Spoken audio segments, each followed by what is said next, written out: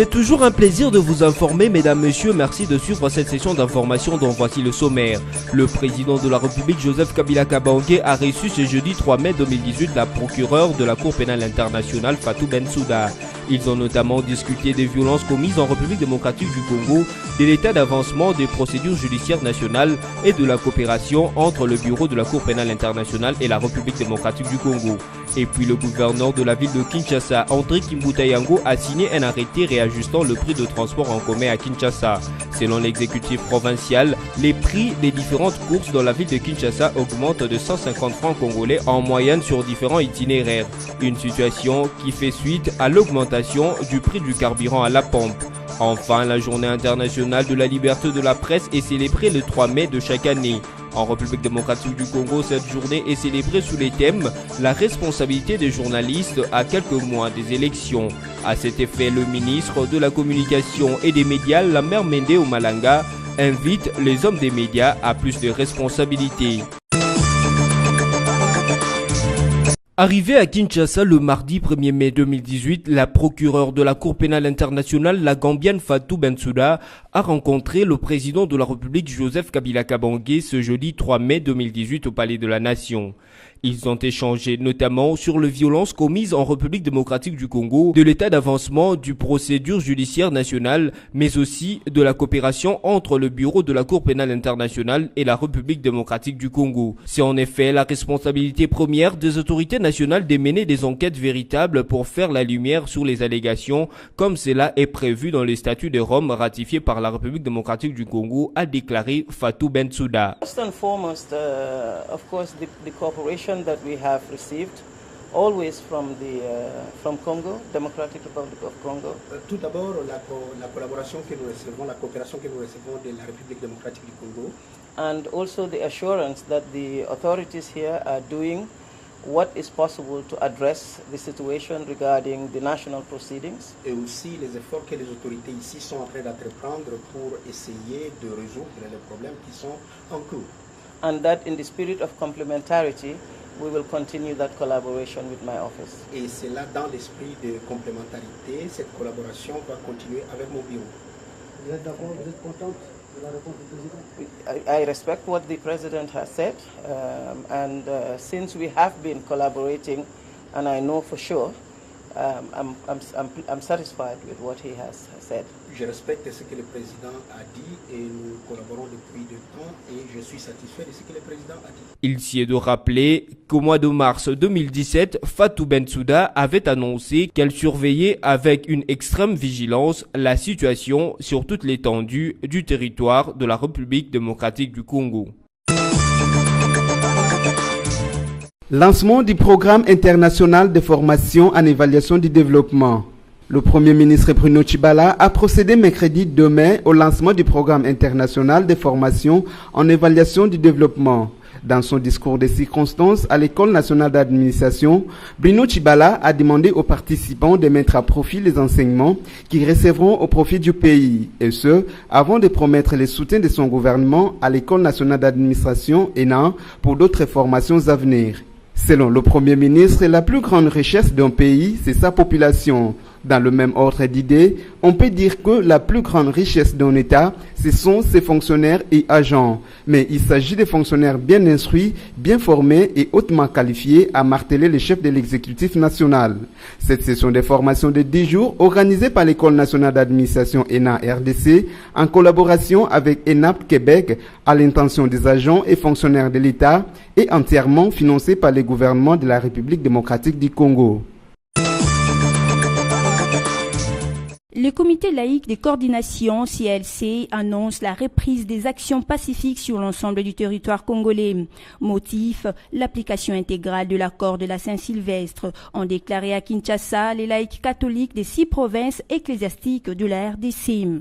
Au terme du conclave de 2 jours tenu du 30 avril au 1er mai 2018, les laïcs catholiques appellent désormais le peuple congolais à se mobiliser dans l'unité à travers toutes les provinces. Selon Jonas Tchombela, Tunda, chargé de communication au sein du CLC, les membres de cette structure ont lancé le démarrage de préparatifs de ces actions pacifiques d'envergure. Du côté de la majorité présidentielle, l'on affirme que l'heure de manifestation est révolue, car aujourd'hui, le peuple congolais se prépare aux élections de 23 décembre 2018. D'après Célestin Tunda Yakasende, cadre de la majorité présidentielle, la déclaration des laïcs catholiques est abusive. Leur document portant évaluation de la situation générale du pays manque d'objectivité au moment où toutes les classes politiques sont engagées. Ce, afin que toutes les élections puissent se réaliser sur toute l'étendue de la RDC, a martelé Tunda Yakasende.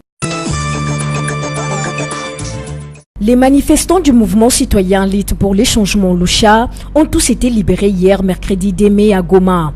Ils étaient détenus au cachot de la mairie de Goma et les autres dans les commissariats des Bières, un quartier de Goma. À leur sortie, ces membres de la Lucha ont demandé au maire de la ville de traduire en justice les policiers qui se sont illustrés dans les violations lors de leur arrestation. Rappelons que c'est le mardi 1er mai 2018 que ces manifestants de la Lucha avaient été interpellés alors qu'ils manifestaient pour exiger plus de sécurité dans le Nord Kivu en particulier et dans les pays en général.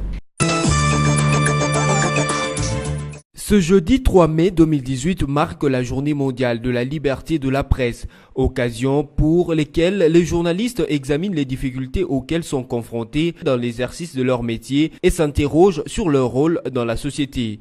Cette journée internationale de la presse est célébrée en République démocratique du Congo sous les thèmes « La responsabilité des journalistes à quelques mois des élections », d'où le ministre de la Communication et des Médias, Lamer Mende, a appelé à cet effet la presse à ne pas servir d'organe d'instrumentalisation qui pourrait conduire à la violence lors de la campagne électorale à venir en vue des élections du 23 décembre prochain. Il invite par conséquent les hommes des médias à plus de responsabilités. Pour ce qui concerne le piste de solution pour garantir la liberté de la presse, certains journalistes rencontrés pensent que le gouvernement doit respecter les engagements pris à leur égard dans la presse nationale. Dans un premier temps, doit d'abord respecter ces engagements-là de protéger les journalistes, de subventionner les maisons de presse. Parce qu'aujourd'hui, on parle trop de dérapage. C'est parce que, d'une part, le gouvernement ne subventionne pas les journalistes. Il ne subventionne pas les maisons de presse. C'est ainsi, les patrons de presse ont leurs moyens à eux.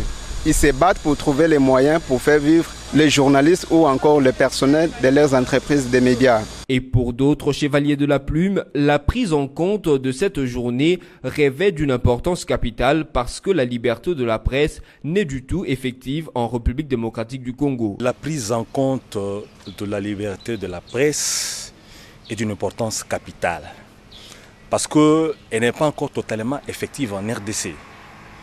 Il y a beaucoup de raisons. La responsabilité est partagée aussi bien par le confrère, les consoeurs journalistes que par les autorités. De permettre l'accès à l'information journaliste et aux journalistes de produire, de livrer les informations en respectant l'éthique et la déontologie journalistique. Il s'y est de noter que cette journée a été proclamée Journée internationale de la liberté de la presse par l'Assemblée générale des Nations unies en 1993.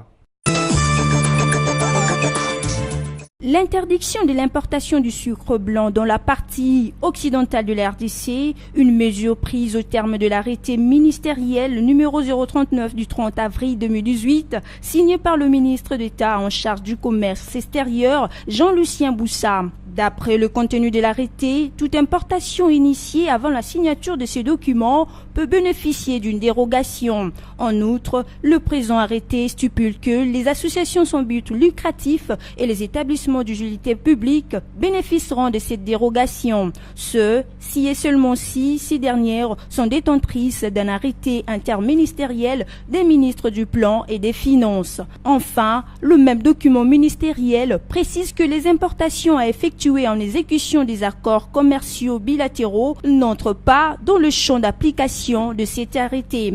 Les produits importés en violation des nouvelles dispositions seront réexpédiés ou détruits à charge du contrevenant. Les prix du transport en commun revus à la hausse d'au moins 150 francs congolais dans certains axes routiers à Kinshasa. Consécutif à l'arrêté signé et rendu public le mercredi 2 mai 2018 par le gouverneur de la ville de Kinshasa, André Kimbuta Yango. Selon l'exécutif provincial, ces prix ont été majorés afin de se conformer à la structure de prix après l'augmentation à plusieurs reprises de prix du carburant à la pompe. Cet avant-midi, dans quelques coins de Kinshasa, le coût du transport a bel et bien augmenté, comme nous le confirment ici certains conducteurs de voitures et taxis-motos rencontrés. C'est normal que le carburant doit transporter matin. Tout cela qui est Topesi merci na ya André Lokola signé arrêté. Topesi merci na ba président ya Seko. Lokola ba sali musala to remercier ba bango. Par manque de petites coupures, certains chauffeurs ont augmenté de 200 francs le trajet qui s'est payé à 500 francs congolais au lieu de 650 francs comme indiqué par l'autorité urbaine. Il s'est de rappeler que le prix de l'essence, cause principale de l'augmentation du prix du transport en commun, est passé de 1810 à 1890 francs congolais et celui du gazoil de 1800 à 1880 francs congolais. Le ministre de l'enseignement primaire, secondaire et professionnel, Gaston Moussemena, félicite le bon déroulement de la dissertation qui a été organisée le mercredi 2 mai 2018 sur toute l'étendue du territoire de la RDC. Selon le ministre de ESP, les jeunes finalistes étaient déterminés à prendre leurs responsabilités pour affronter ces épreuves avec courage. L'on signale toutefois un groupe de finalistes à l'Institut Bitoudi du village d'Ibanda, dont la province éducationnelle Kulu 3 à Iofa, qui s'est déplacé lundi pour rejoindre leur centre des examens, ont été foudroyés en cours de route pendant la pluie. Deux d'entre eux ont trouvé la mort et un troisième, dans un état critique, a été admis dans un centre hospitalier de la... Place au rappel de titre, le président de la République Joseph Kabila Kabange a reçu ce jeudi 3 mai 2018 la procureure de la Cour pénale internationale Fatou Bensouda. Ils ont notamment discuté des violences commises en République démocratique du Congo, de l'état d'avancement des procédures judiciaires nationales et de la coopération entre le bureau de la Cour pénale internationale et la République démocratique du Congo. Et puis le gouverneur de la ville de Kinshasa, André Kimbuta Yango, a signé un arrêté réajustant le prix de transport en commun à Kinshasa. Selon l'exécutif provincial, les prix des différentes courses dans la ville de Kinshasa augmentent de 150 francs congolais en moyenne sur différents itinéraires. Une situation qui fait suite à l'augmentation du prix du carburant à la pompe. Enfin, la journée internationale de la liberté de la presse est célébrée le 3 mai de chaque année.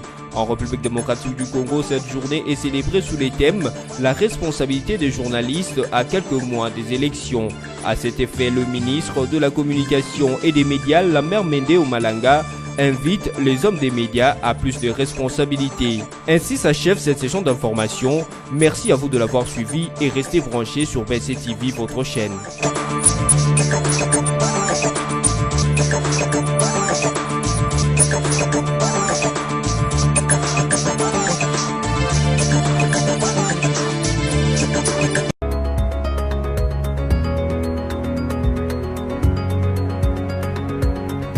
Mesdames, Messieurs, bienvenue à la revue de presse en ligne de ce jeudi 3 mai 2018. Ouvrons cette revue de presse avec le site d'information Congo Virtuel qui titre « Kabila lance les travaux de l'aérogare définitive d'Njili ». Après l'inauguration en 2015 d'une aérogare provisoire destinée aux vols internationaux pour faire droit aux exigences des standards internationaux, l'aéroport international d'Njili fait très bientôt faire un saut dans la modernité avec la construction d'une nouvelle aérogare définitive. Les travaux pour ce faire ont été lancés ce mercredi 2 mai 2018 par le chef de l'État Joseph Kabila Kabange au cours d'une cérémonie de pose de la première pierre. Selon les explications qui lui ont été fournies par le directeur général de la RDA, les infrastructures attendues sur le site, qui est contigu au terminal actuel de la Monisco Njili Aéro, comprennent plusieurs ouvrages, notamment une nouvelle aérogare d'une superficie de 40,617 m², comprenant un rez-de-chaussée pour les arrivées, une mezzanine pour les transits et un niveau supérieur pour les départs.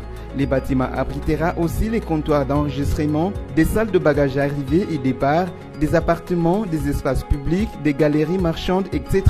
Coût global 364,9 millions de dollars américains cofinancé par Exim Bank of China et le gouvernement congolais qui prend en charge 40% de ses coûts. Sur sa part, la partie gouvernementale a déjà disponibilisé 20 millions de dollars américains. Le délai contractuel est fixé à 36 mois, soit 3 ans à dater du premier paiement. Pour ce qui les concerne, le gouvernement est déjà prêt avec sa part de financement. Poursuivons cette revue de presse avec Forum des As qui revient sur le même sujet en titrant avec la pose hier de la première pierre par le Raïs, Kinshasa bientôt doté de la plus grande aérogare d'Afrique centrale. D'après Abdallah Bilengue, directeur général de la RVA, c'est une réponse aux enjeux actuels. Selon lui, il est en outre prévu l'acquisition des matériels en ligne, des logiciels, des équipements et d'autres merveilles technologiques appropriées. Par ailleurs, le projet comporte également les volets formation du personnel congolais pour l'exploitation du nouveau terminal sophistiqué. Cette aérogare relookée se veut la réponse aux enjeux actuels et à venir du transport aérien en RDC et dans la région. Son érection mettra enfin fin aux nombreuses et interminables critiques comparatives, parfois sarcastiques, sur la capacité de l'aéroport international d'Njili de disposer d'un terminal passager à la hauteur de la taille de notre pays, carrefour aérien de premier ordre, a souligné de prime abord le directeur général de la RVA. À l'honneur, le vice-premier ministre en charge des transports et communications José Makila Soumanda s'est dit particulièrement fier du slogan Sisabi Dimbo. Au dire du VPM en charge des transports et communications, l'aérogare en construction s'inscrit dans le cadre de la révolution de la modernité initiée par le chef de l'État Joseph Kabila Kabange en vue de conduire la RDC à l'émergence à l'horizon 2030. Fort de ces nombreux atouts, notre pays s'est engagé résolument sur la voie de modernisation de ses infrastructures aéroportuaires afin de répondre aux attentes de son développement intégral, a précisé José Makila. Bouclons cette revue de presse avec Radio Okapi qui note « Le ministre Moussemena salue le bon déroulement de la dissertation ». Au moins 678 000 finalistes du secondaire prennent part à cette année aux épreuves hors session de l'examen d'État édition 2017-2018 qui ont démarré mercredi 2 mai. Selon le ministre de l'Enseignement primaire, secondaire et professionnel EPSP, Gaston Moussemena, l'épreuve de dissertation s'est passée normalement à travers le pays ainsi que dans certains centres d'examen situés en dehors des frontières nationales. Par ailleurs, un groupe de finalistes de l'Institut Boutindi au village d'Ibanda, dans la province éducationnelle Kwilu 3 à Idiofa, qui s'est déplacé lundi pour rejoindre le centre d'examen, ont été foudroyés en cours de route pendant la pluie. 2 d'entre eux ont trouvé la mort sur place et un troisième, dans un état critique, a été admis dans un hôpital sur place. Cette information, livrée par des sources locales, a été confirmée par Max Mumbangi, directeur provincial de l'EPSP Kwilu 3 à Idiofa. Les familles des victimes en colère ont saccagé la maison du préfet de cet institut. C'est la fin de cette revue de presse. Merci à vous qui nous avez suivis.